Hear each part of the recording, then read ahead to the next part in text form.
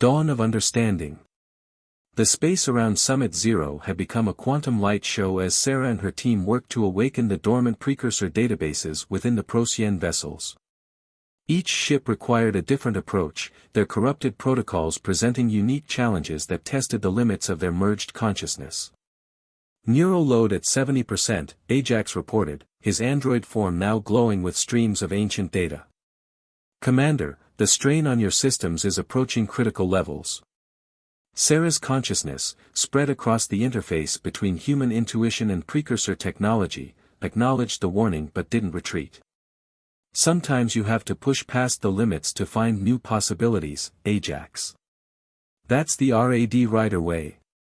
Through their enhanced perception, they could see the true nature of the storm belts now, not just scars in spacetime, but a network of quantum corridors, created by the precursors to connect their vast database system.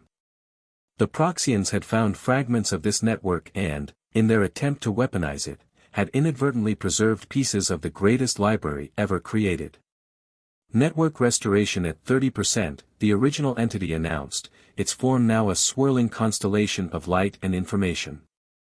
Detecting additional nodes awakening throughout the sector. Kreth, her crystalline form resonating with the quantum frequencies, suddenly pulsed with excitement. The patterns, they're stabilizing. The corrupted protocols are being overwritten by the original precursor programming. One by one, the Procyon ships began to transform. Their crystalline weapons dissolved, reforming into elegant arrays of sensors and communication systems. The harsh angles of their warforged hulls softened into the flowing lines of precursor architecture. But the process wasn't without its dangers. Each awakening sent ripples through spacetime, causing fluctuations in the station's systems and straining the neural interface connecting Sarah and Lucas to the ancient network. Commander, Lucas called out, his consciousness flickering with fatigue, I'm detecting something massive approaching through the quantum corridors. It's like nothing we've ever seen. From the largest storm belt emerged a shape that defied conventional physics, a Procyon dreadnought, but one that dwarfed all others. Its hull was a fractal pattern of crystalline structures, each facet containing what appeared to be its own pocket of spacetime. Alert, the entity's tone shifted to one of urgency. Detecting command node protocols.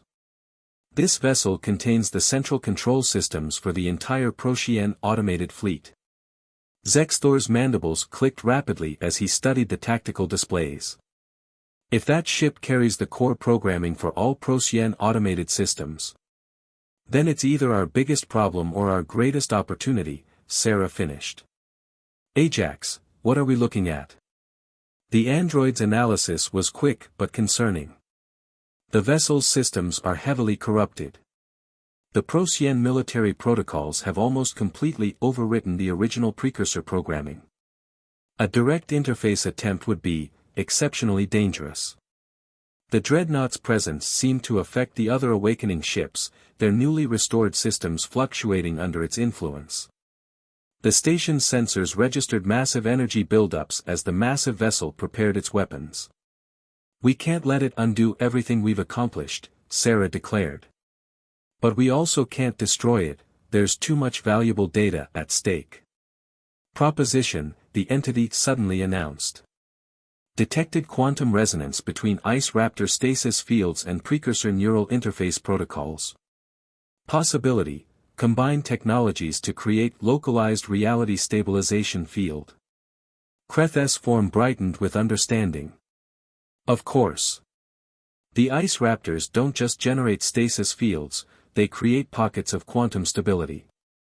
If we could replicate that effect on a larger scale, we could create a space where the corrupted protocols can't function, Lucas finished. A bubble of pure reality where only the original precursor programming would work. Sarah's smile was felt across the neural network. Ajax, how quickly can you modify our stasis units? With the precursor database's assistance, very quickly. But Commander, generating a field that size would require an enormous amount of power. And the neural interface required to control it would need to be stronger than anything we've attempted, Sarah nodded. Good thing we've got a crystalline energy expert, an advanced android, and the most stubborn delivery team in the galaxy.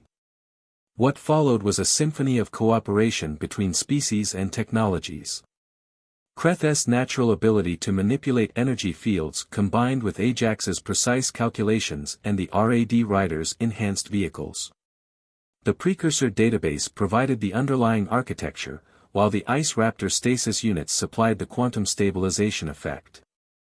As the dreadnought approached, its weapons charging, Sarah made the call. "Everyone ready? Because this is either going to be the most impressive delivery we've ever made, or the most spectacular failure in RAD Rider history." The combined technologies activated, creating a sphere of pure, stabilized reality around the massive vessel.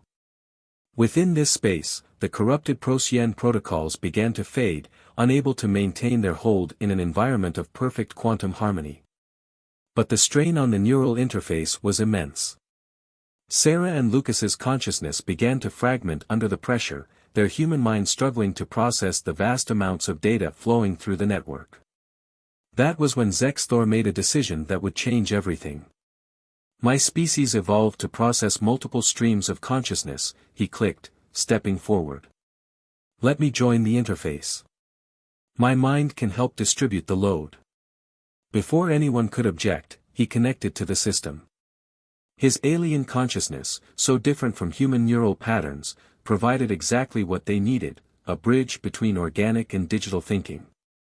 The effect was immediate and dramatic. The dreadnought's resistance crumbled as its systems were flooded with pure precursor data, filtered through the combined perspectives of human intuition, J multi-consciousness, and artificial precision. Integration successful, the entity announced as the massive ship began its transformation. Accessing central command protocols. Beginning full network restoration. Through their shared consciousness, they witnessed something extraordinary, the awakening of the entire precursor network. Each restored ship became a node in a vast web of knowledge and understanding, their combined databases containing the collected wisdom and technological achievements of countless civilizations. As the neural interface gently dissolved, returning them to their individual consciousnesses, Sarah turned to her expanded team. "Well," she said with a grin, "I'd say this counts as a successful delivery, wouldn't you?" The implications of their discovery were staggering. The restored precursor network offered possibilities that would revolutionize interstellar travel, communication, and cooperation between species. The RAD Riders, with their unique combination of human adaptability, alien perspectives, and technological innovation, had unlocked something that would change the galaxy forever. "So," Lucas asked as they watched the transformed ships take up protected positions around Summit Zero, "what do we do now?" Sarah's answer was simple but profound: "What RAD Riders always do, we adapt, we explore, and we deliver. Only now, we're not just delivering cargo.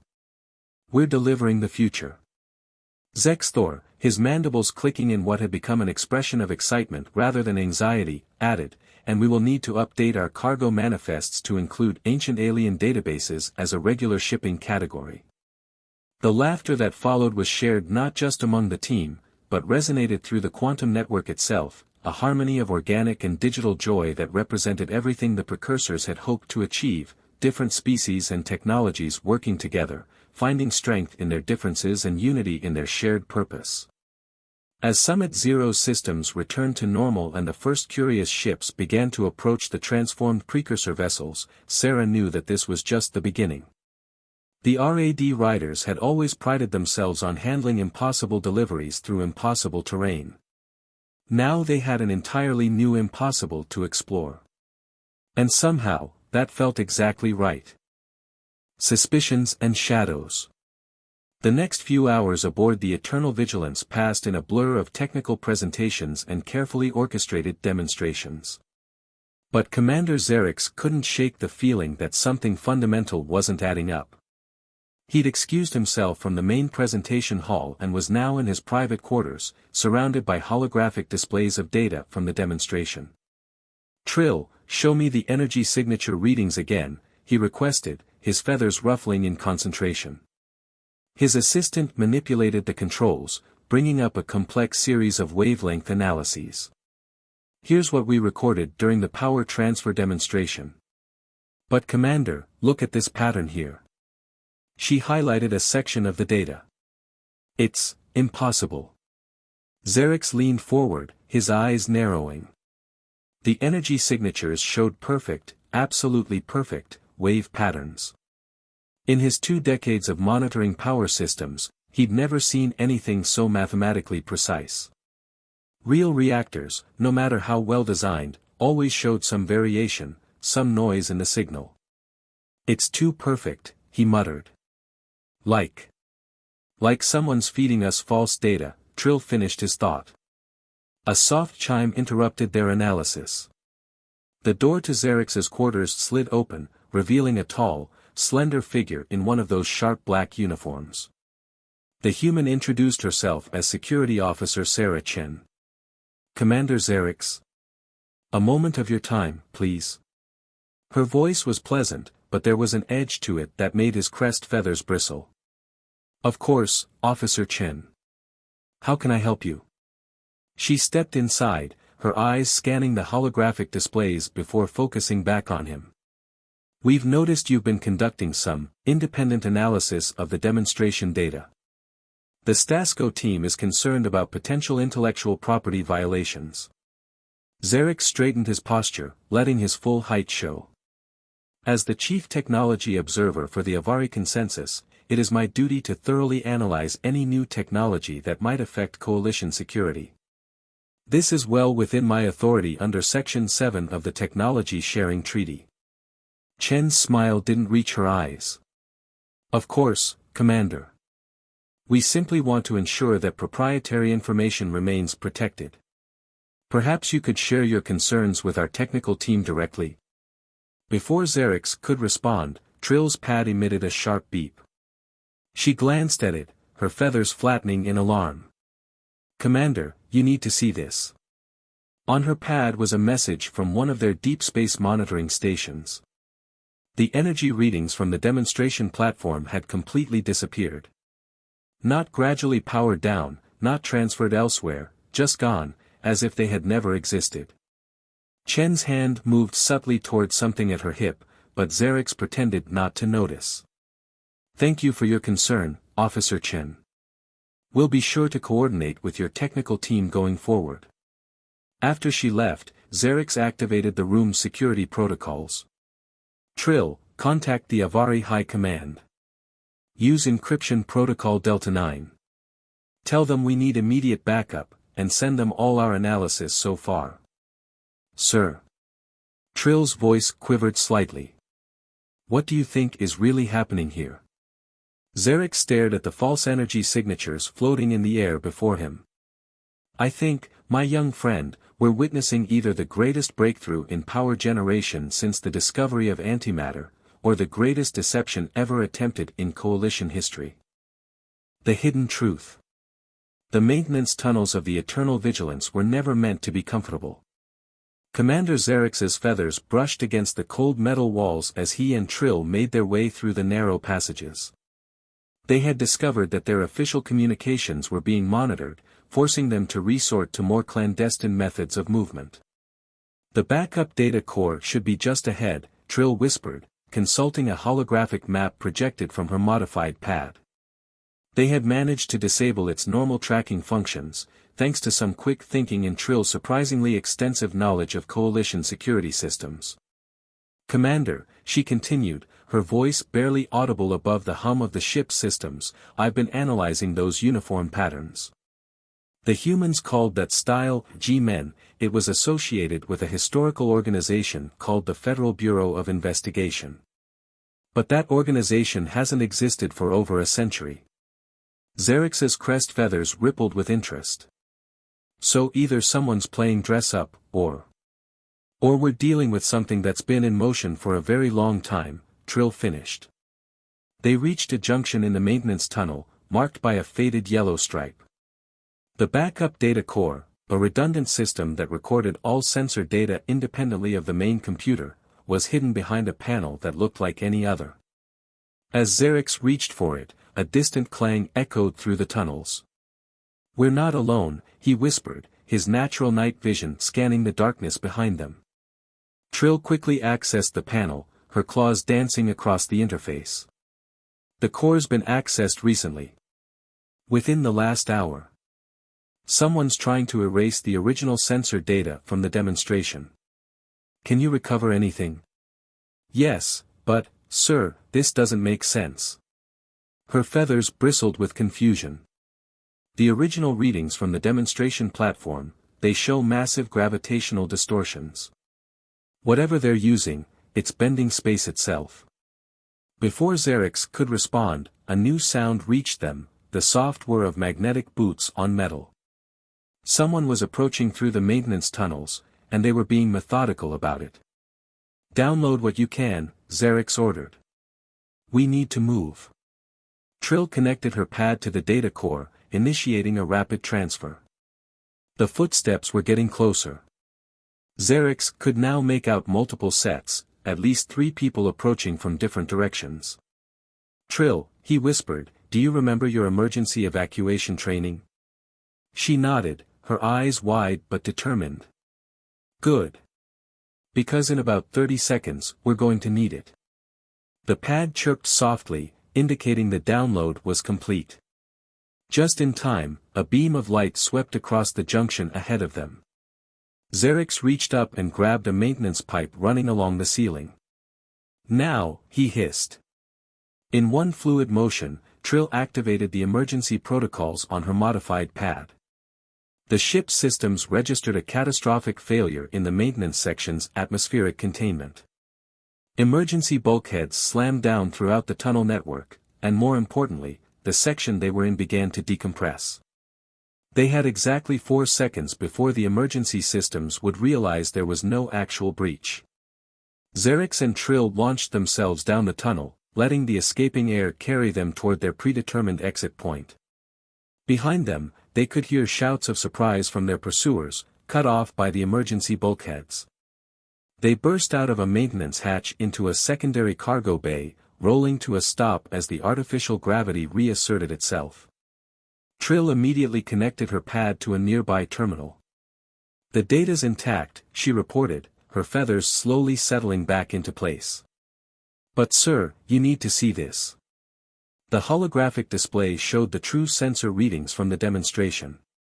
The supposed reactor platform wasn't generating power at all, it was consuming it, and in massive quantities. But more disturbing were the quantum signatures surrounding it. "That's impossible," Zarix breathed. "Those readings, they're identical to the quantum signatures from the Helios incident," Trill confirmed. "The same event that wiped out the Proxima colony 50 years ago. The humans claimed it was a tragic accident, a failed experimental reactor." Zarix's mind raced. The uniforms, the covered-up disaster, the impossible power readings, it all pointed to something far more sinister than a simple technological demonstration. "They're not showing us a new power source," he realized. "They're showing us a weapon. One they've had for a long time. But why reveal it now?" A deep rumble shook the ship, and the lights flickered.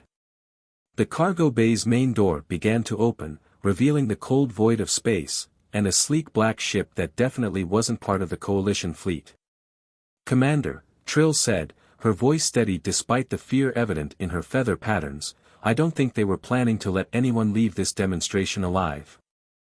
Echoes of deception. The black ship hovering outside the cargo bay was unlike anything Commander Zarix had ever seen. Its hull seemed to drink in the light, creating a void in the star-filled backdrop of space. No running lights, no visible propulsion systems, just an impossible shape that shouldn't have been able to fly.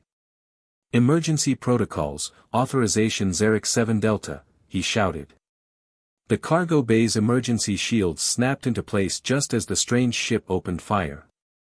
The shield flickered with an odd purple light where the beam struck it. "That's not normal weapons fire," Trill said, her claws flying across her pad's interface. "The energy signature, it's similar to what we detected from the demonstration platform." A new voice echoed through the cargo bay.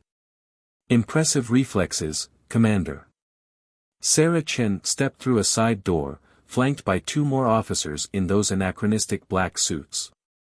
Though I suppose we shouldn't be surprised. The Avari have always been perceptive. The Helios incident wasn't an accident, Zarix said, keeping himself between Chen and Trill. How long have humans had this technology? Chen's smile was cold. Longer than your species has been capable of spaceflight, Commander. We've had a lot of time to perfect it. The coalition treaties were a necessity, Chen interrupted. We needed time. Resources. A way to study other species' technology without revealing our own capabilities. The coalition gave us all of that, and more. Another impact rocked the ship.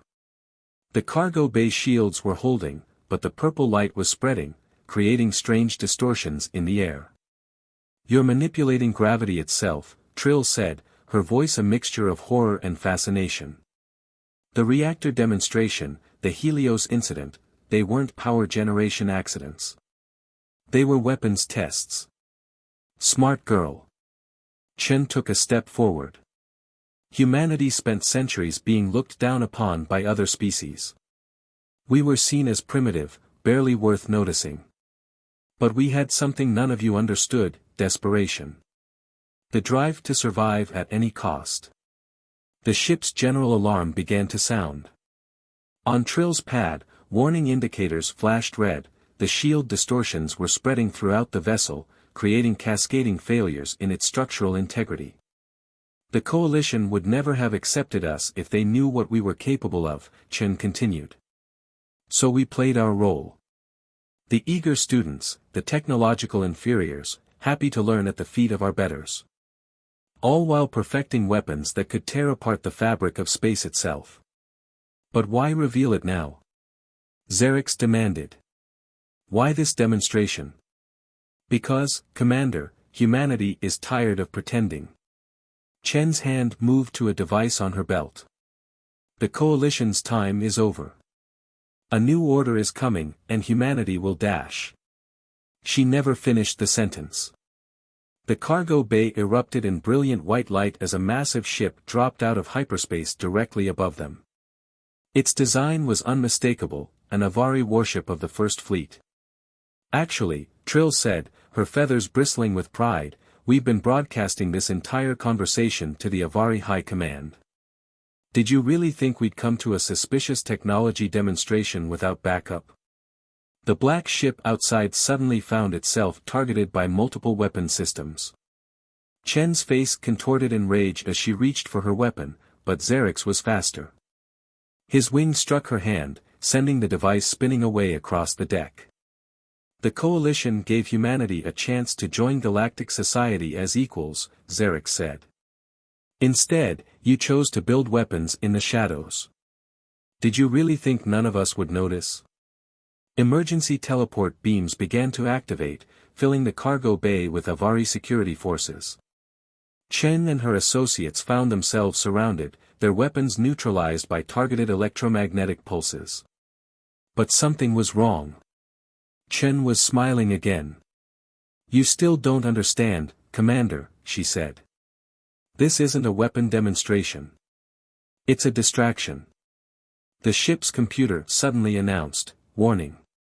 Quantum anomalies detected in multiple sectors. Gravitational distortions approaching critical levels at Coalition headquarters. Timeline collapse imminent. Zarix's blood ran cold as he realized the truth. The demonstration, the black ship, even Chen herself, they weren't the real threat.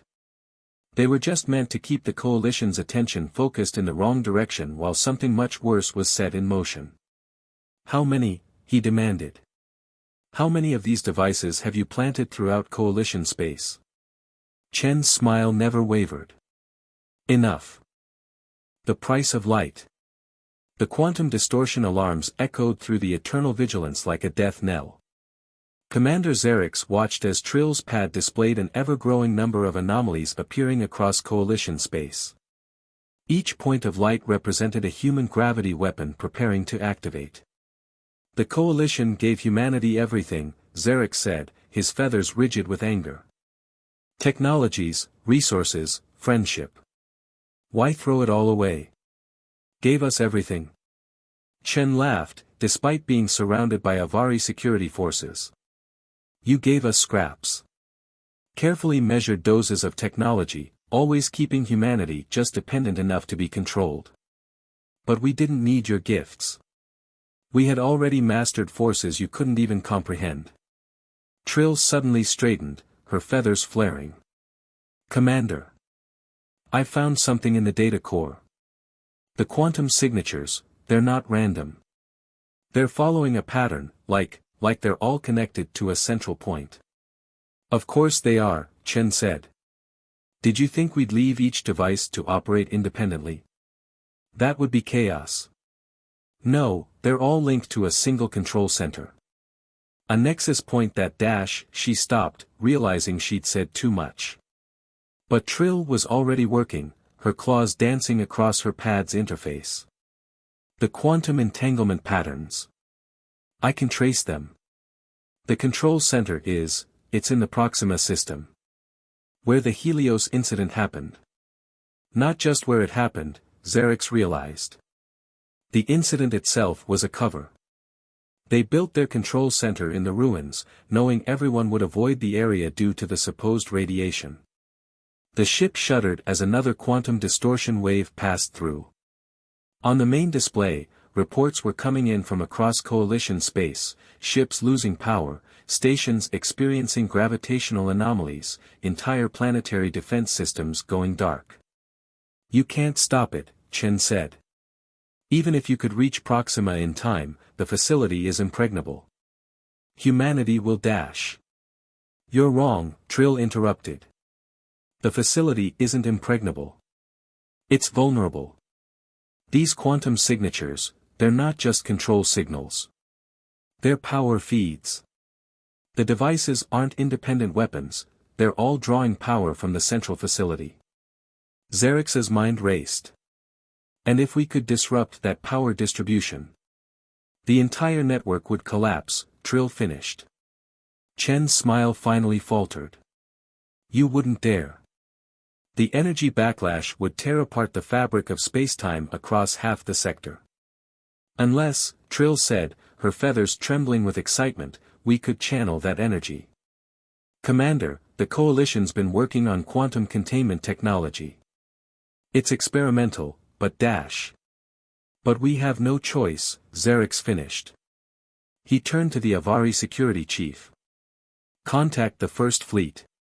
We need every ship with quantum containment capability at these coordinates immediately. The next few hours were a blur of activity. Coalition ships converged on the Proxima system, fighting through waves of those strange black ships. The human defenders were skilled, but they hadn't counted on facing the combined might of multiple Coalition species, all working together with a desperate plan. As they approached the hidden facility, a massive structure built into the ruins of the Proxima colony, Zarix watched from the bridge of the Eternal Vigilance as hundreds of Coalition ships moved into position. Each one was equipped with experimental quantum containment technology, forming a vast net around the facility. They're activating the devices. Trill shouted. Across Coalition space, the gravity weapons began to pulse with energy, drawing power from the central facility. But this time, they were ready. Now. Zarix commanded. The Coalition ships activated their containment fields simultaneously. The quantum energy trying to flow to the weapons found itself redirected, contained, and channeled. The human facility, suddenly unable to distribute its massive power output, began to overload. Containment fields at 180% of rated capacity, Trill reported. 190%. 200%. Hold, Zarix ordered, his feathers rigid with tension. Just a few more seconds. The facility's power core reached critical mass. But instead of devastating the sector, the released energy was caught in the Coalition's containment net. The quantum links to the weapons shattered, and one by one, the devices across Coalition space went dark.